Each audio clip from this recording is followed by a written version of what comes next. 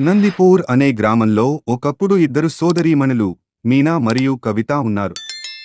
మీనా పెద్దది, కష్టపడేవి కాని ఓదార్పుగా ఉండదు. కవిత చిన్నది, మృదువైన మరియు అర్థం చేసుకునే వ్యక్తి. మీనాపతి ఆశావహుడిగా ఎల్లప్పుడూ ఎక్కువ కోసం ప్రయత్నిస్తుంటే, కవితాపతి శాంతిగా ఉండి జీవితం యొక్క సాధారణ ఆనందాలను విలువ చేస్తుంటారు. సోదరాలు తమ తల్లిదండ్రుల నుంచి కొద్దిగా పండిన భూమిని వారసత్వంగా తీసుకున్నారు. మీనా తన తెలివితో త్వరగా లాభాలు రాబడతాయని చెప్పే పంటలను పెంచాలని నిర్ణయించింది.